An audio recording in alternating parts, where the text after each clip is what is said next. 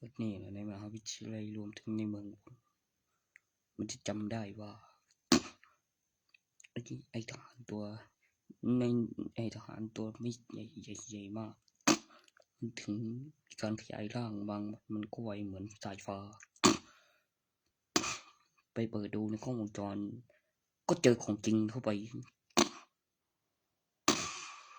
มีความจริงหลังจากจำได้แล้วมีหลักฐานในกล้องวงจร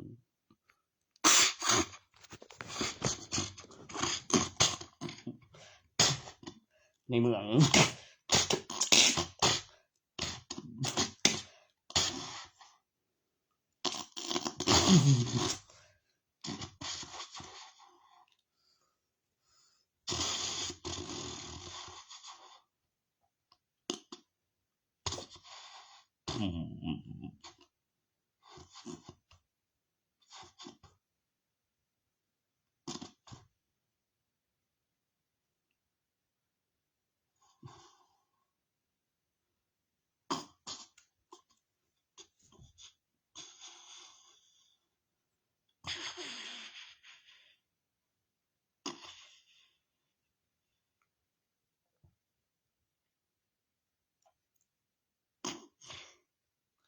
เลี้ยวเขาก็ซาบอกเรื่องบอกด็อกเตอร์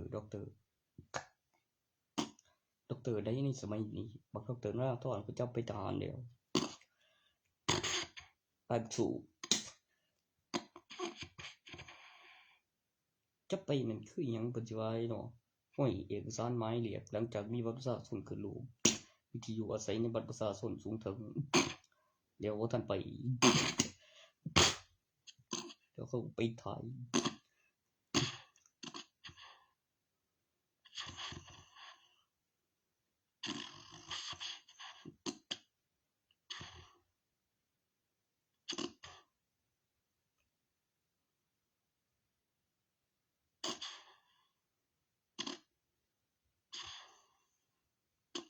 จะไปเห็นทุนก่อน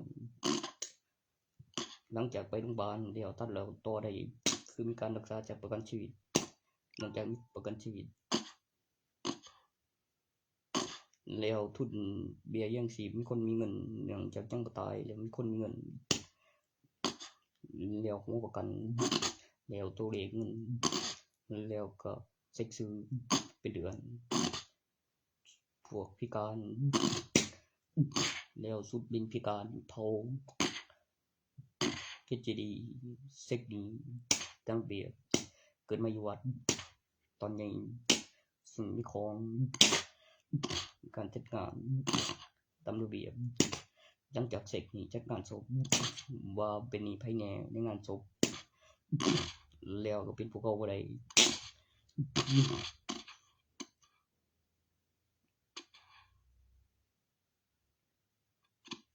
แล้วในยุคสมัยการเกินราชการ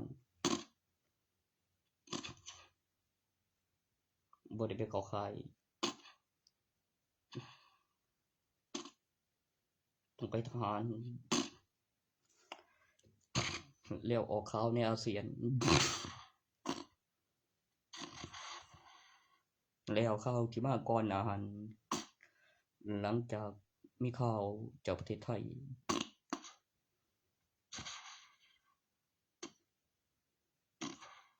กองกำลังทหาร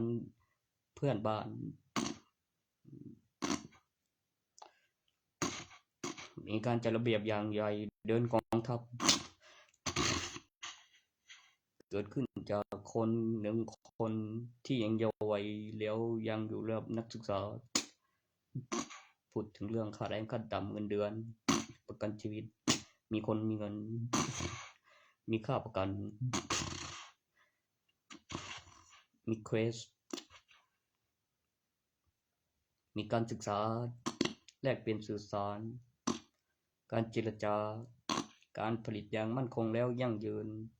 กำหนดเวลาเกณฑ์คนมีเงินเดือนแล้วปริมาณของ1อำเภอเข้าจังหวัดต่อจากระดับนักศึกษาเยาวชนเป็นระดับนักศึกษามหาวิทยาลัยอายุไม่เกิน31 ปี32 ปีเป็น ประชาชนทั่วไปแล้วยังถือบัตรนักศึกษาแล้วสถานที่บริเวณแล้วสถาบันศึกษาแล้วก็มีบัตรนักศึกษาเงินต่อกันมีเงินนับเป็นปีต่างกับมัธยม3 ปีครั้งหนึ่งมีม.ต้นและม.ปลายซึ่งระดับนักศึกษาต้องต่อเป็นปีต้องไปตรวจร่างกายใบรับรองแพทย์มาต่อประกันแล้วขึ้นรูปขึ้นบัตรไปเป็นการกำหนดที่ได้ขายได้ทะเบียนได้มีประวัติได้มีค่ารักษาค่าคุ้มครองค่าบำรุงอุปกรณ์นับเป็นปีรวมถึงคณะคุณครูพยาบาลแล้วทางสหกรณ์ขึ้นรูปขึ้นภาพบันทึกเข้าโปรแกรมเนื่องจากซิมซบไซต์บัตร ATM ซึ่งมีต่อจากบัตรหรือเซ็กหรือถอนเงินที่ต้องใช้เลขบัญชีแล้วก็สังเกตที่ยาวขึ้นมาโดยหัวเซ็กตัวเลขที่เป็นการผลิตของแต่ละหน้าที่ไม่ซ้ำกัน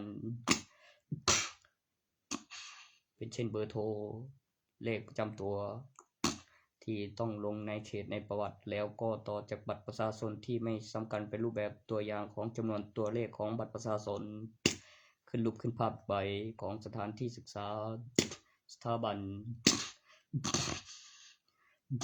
มีเลขบัตรประชาชนมี QR Code ในรายซึ่งต้องใช้ซิมถึงจะเข้ารายถึงจะได้สแกนโค้ด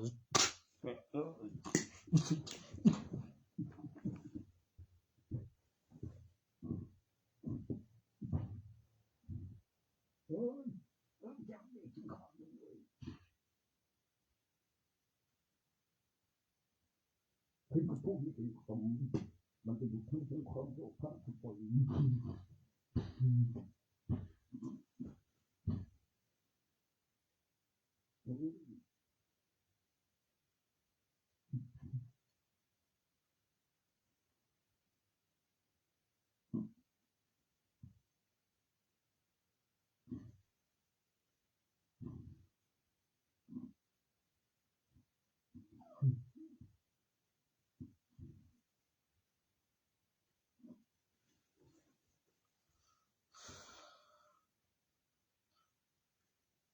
ตรวจพบโรค CH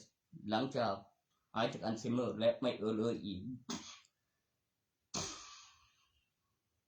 เกิดร่างกายกลายพันธุ์ไม่ใช่มนุษย์ธรรมดา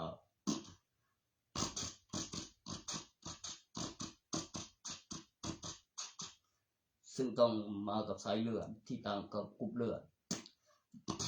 แล้วบันทึกการศึกษาการตอบสนองต่อสมองแล้วพลังเวทที่เปิดรวมถึงสารตาที่มีพลังงานแล้วฆ่าเชื้อแบคทีเรียก่อนจะเป็นเชื้อไวรัสองค์ประกอบของกระดูกที่แข็งกว่ากระดูกธรรมดาขึ้นรูปแบบของมนุษย์ค่อยหลอมเป็นมนุษย์แล้วรูปร่างแล้วรวมจากแสงเกิดแสงสีอยู่ตำแหน่งที่ปลอดภัยในใบทะเบียนบ้านมีห้อง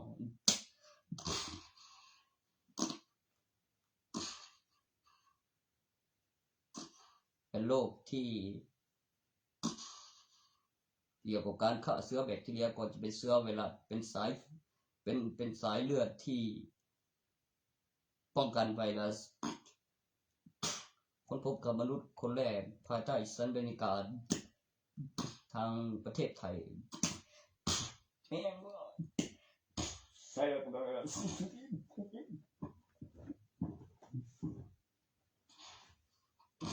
กับเด็กอัจฉริยะที่หายจากเลยที่เก่งมากไป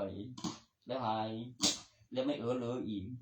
มีการตอบสนองจาก Android นิสัยและสันดานซึ่งมีบันทึกนิสัยและสันดานที่เช่นเงาแล้วตั้งชื่อจากกล Android ในโทรศัพท์เป็นหุ่นยนต์และมีการตอบสนองต่อโปรแกรมแล้วประกอบเข้ากับหลักการมีการพัฒนาโดยไร้สายรวมตัวใหม่ไม่แจ้งตายไม่ต่อยจริงไม่แจ้งเลยจริงเลยแจ้งแล้ว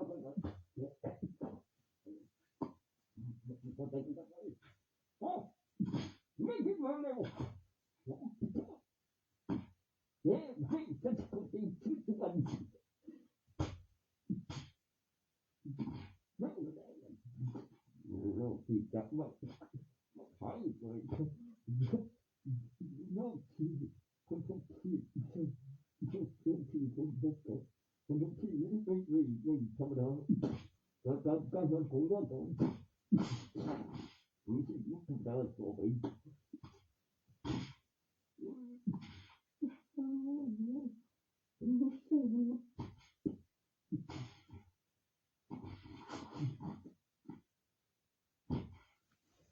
บทมาเต็ง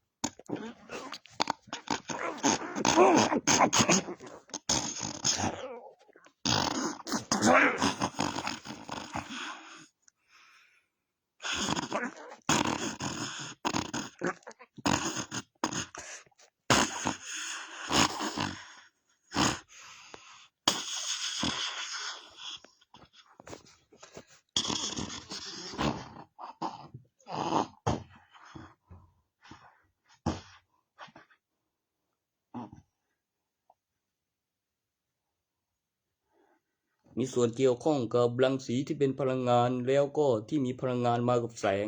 กำหนดเวลาตั้งราคาคาบปรุงอุปกรณ์สรรพคุณเกิดการพัฒนาโดยหัวข้อ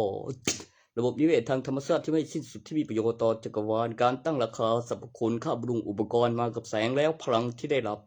เกิดการจดจำของสมองแกมมาดร.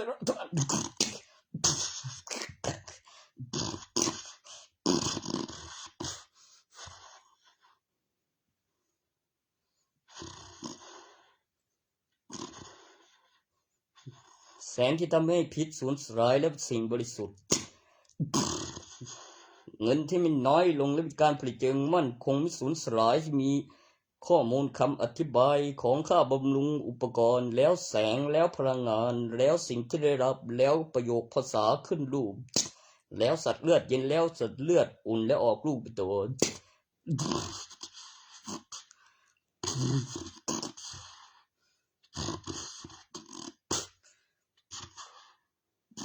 มีการเปิดเผยโดยเอกสารแล้วเครื่องวิจัยโดยนักวิทยาศาสตร์หลายท่านยอมรับว่าประโยคภาษาแล้วขึ้นรูปแล้วก็พลังงานมากับแสงที่ก่อกำเนิดซุปเปอร์ฮีโร่แล้วก็สิ่งที่เกี่ยวกับหัวข้อแข็งแกร่งทรงพลังบ้ากว่าอุปกรณ์ทำสงครามรบรวมถึงอุปกรณ์ทำสงครามรบยานพาหนะ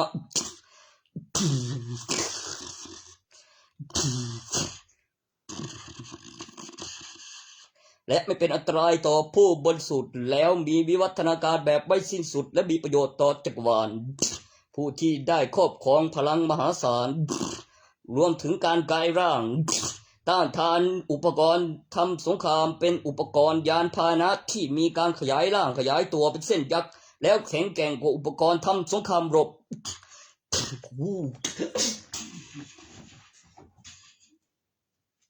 ซึ่งมนุษย์ได้สร้างขึ้นเป็นอุปกรณ์ยานพาหนะแล้วรวมถึงหัวข้อของแต่ละด็อกเตอร์ที่มาทั้งอุปกรณ์ทั้งแสงแล้วบัญชีแล้วก็วิธีการใช้แล้วหัวข้อที่มีประโยชน์ต่อการพัฒนา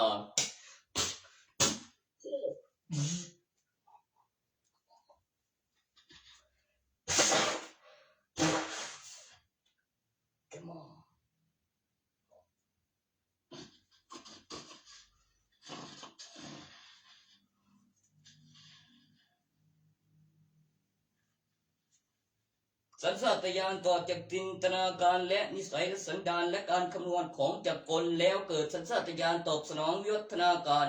จินตนาการความคิดกฎคุมลูกและหลานประโยคภาษาขึ้นรูปโดยการบอกไว้เรียงตัวอักษรแล้วก็ถึงโดยเอกสารตั้งราคาพลังงานแล้วก็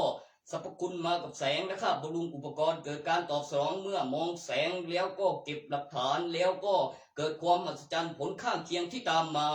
หลังจากได้รับพลังงานแสงหรือรังสี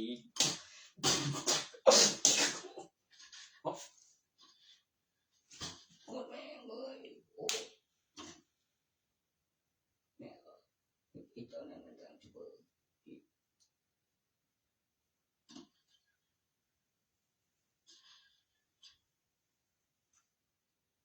มุนก่อนยังคนแสงมันขึ้นมา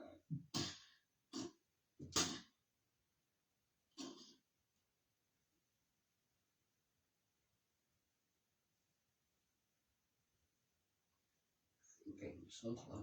มากกว่าอุปกรณ์ทำสงครามกลุ่ม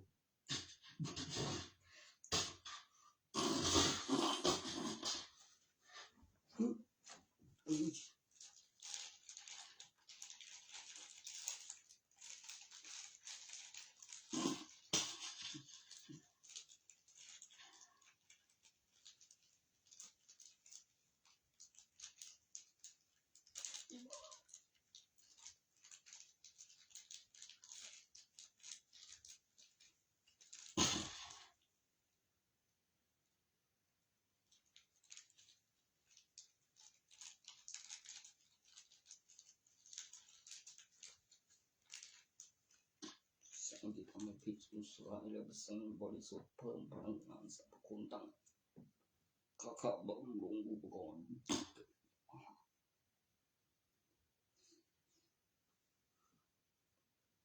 สิ่งที่ต้องการให้เป็นมันต้องเป็นแม่บอกสิ่งที่มีประโยชน์ต่อการพัฒนามันต้องเชื่อว่ามีอยู่จริง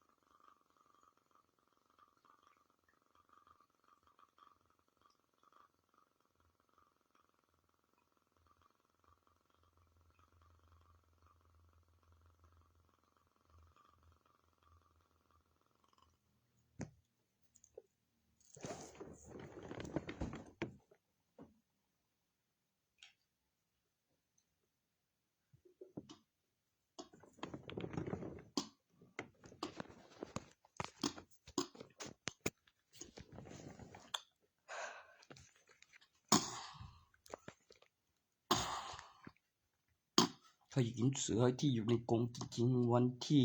มีการปลุกเสกหรือของขึ้นแล้วต้องเข้าไปขังตัวเองแล้วก็ต้องมีกระดูกแล้วอยู่ในคุกทหารแล้วมีกล้องจรคุณจะได้เห็นทั้งร่างมนุษย์ทั้งร่างเสือที่อยู่ในกรง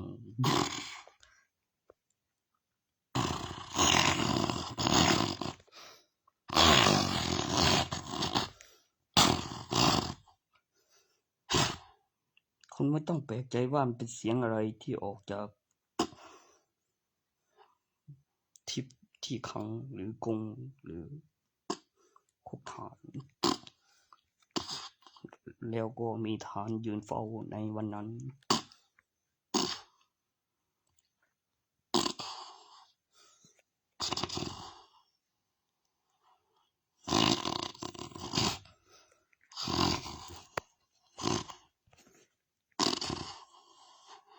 เนื่องจากการทำพิธีปลุกเสกแล้วข้อมูลปกครองวิเศษหรือสัตว์นักรบในตำนานที่วิวัฒนาการถือศีลรู้กฎหมายเป็นมนุษย์แล้วมันสูญสลายเป็นเสียนขึ้นรูปมีการกราบไหว้เห็นเป็นสิ่งศักดิ์สิทธิ์ความมหัศจรรย์รูปรอรูปงามพระเครื่องมีสูญสลายต่อจากบัตรประชาชน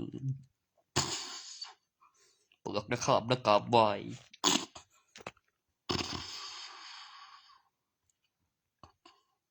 เนื่องจากต้องเก็บหลักฐานวันนั้นมีการขังตัวเองมีพยานไม่ได้ไปไหน